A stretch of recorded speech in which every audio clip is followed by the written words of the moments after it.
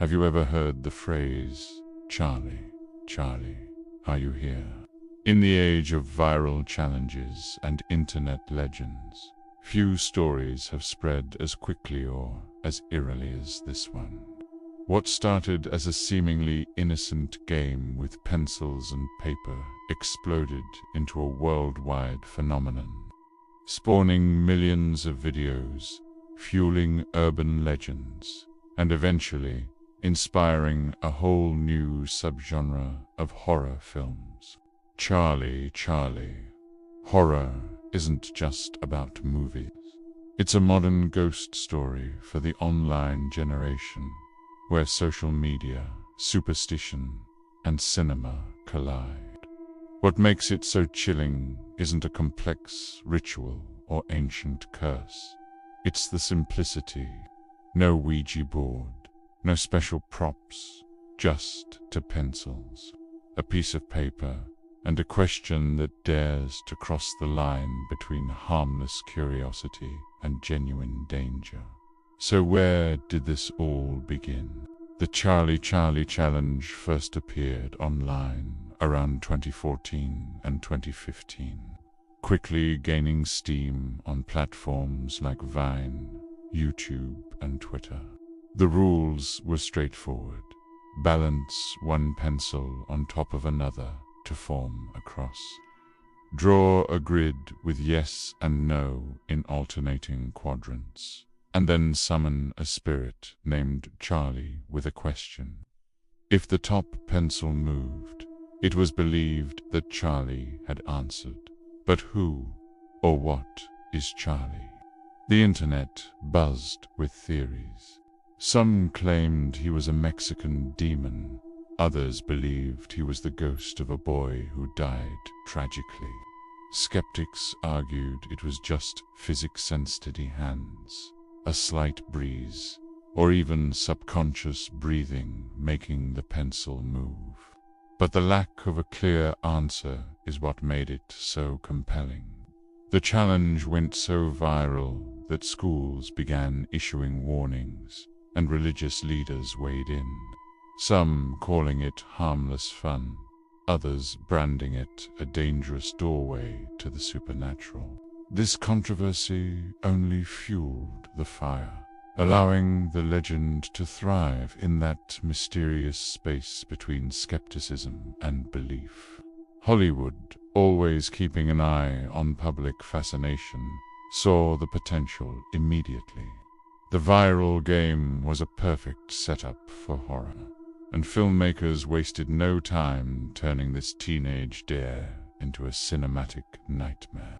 A notable example is the 2016 film Asterisk Ouija 3, the Charlie Charlie Challenge Asterisk, where a group of friends plays the game in a haunted house and, you guessed it, awakens something they can't control. A more recent short film, simply titled Asterisk Charlie Charlie Asterisk, takes a psychological route, exploring how the simple act of calling on this entity leads to paranoia and possessions. These films follow a familiar horror formula. An innocent game takes a terrifying turn. But what makes Charlie Charlie so unique is its interactive nature. Viewers aren't just watching a story unfold. They are active participants. Anyone watching could grab two pencils and try the ritual themselves, blurring the line between the fiction on screen and a potential reality in their own room. So, why does something so simple work so well as horror?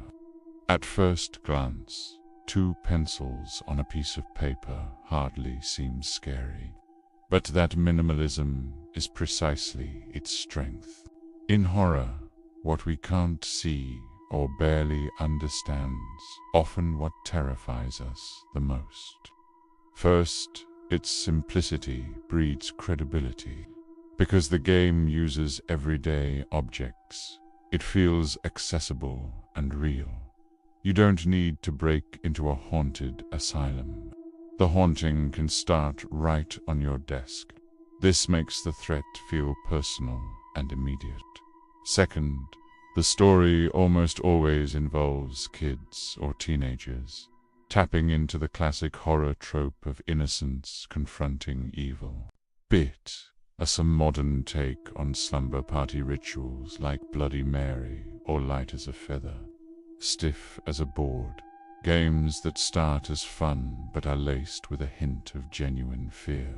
Third, the moving pencil is the perfect embodiment of psychological horror. You don't need jump scares or monsters when a simple, unexplained movement can suggest a ghostly presence. That ambiguity, did the wind move it, or was it something else, creates a slow-burning tension that gets under your skin. And finally, you have the viral amplifier, social media. The internet didn't just spread the myth of Charlie. It gave it life. It transformed what would have been a private dare into a global seance. The act of filming the game and posting it online became a ritual in itself. Each video added a new witness, a new piece of evidence, making the legend feel more and more real. Viewers became participants in a worldwide ghost story, contributing to a modern form of collective hysteria. Psychologists compare it to social contagion, when one person claims to experience something supernatural. Others around them are more likely to believe it and even perceive it themselves. It's fear by suggestion, and it's incredibly powerful. Beyond the jump scares, Charlie horror resonates because it taps into deep universal themes. It speaks to our natural curiosity and the temptation to explore the forbidden. Like opening Pandora's box, the game dares us to ask questions we probably shouldn't. It also explores the power of belief. The game only works if you believe it might. In a way, Charlie is a mirror reflecting our own need to find meaning or patterns in the unknown. This belief, amplified by millions online, gives the entity a form of existence. The phenomenon also highlights the rise of digital rituals. Folklore used to be shared around a campfire. Now, it's shared through hashtags and reaction videos. Posting your own Charlie attempt is a way to perform your belief, to share your fear, and to be part of a collective experience. In some horror interpretations, summoning Charlie is even a metaphor for the dark side of seeking attention online. You chase views and reactions, but what if that attention invites something far more sinister than just an audience? In the end, Charlie represents the evolution of the modern monster. Folklore used to travel by word of mouth. Today, it travels through algorithms and trending topics, creating what we can call digital folklore. Legends like Charlie, Slender Man, and the Backrooms are born from clicks, shares, and our collective imagination. The spirit of Charlie doesn't need a haunted house to exist. He thrives on attention, retweets, and whispers in the dark corners of YouTube. The screen itself becomes the haunted mirror, reflecting our own fascination with the unseen and our anxieties about the digital world we've created. So, Charlie is more than just a scary story or a forgotten internet trend. It's a cultural snapshot of our time, blending the primal fear of summoning spirits with the very modern anxiety of viral obsession.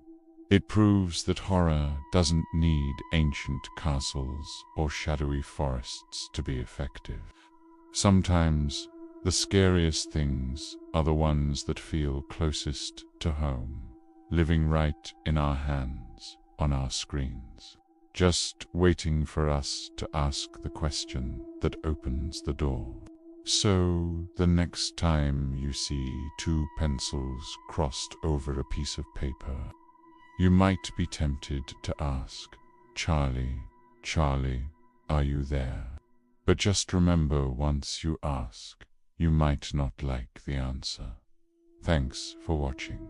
If you enjoyed this deep dive into modern horror, don't forget to like, subscribe, and hit that notification bell for more content.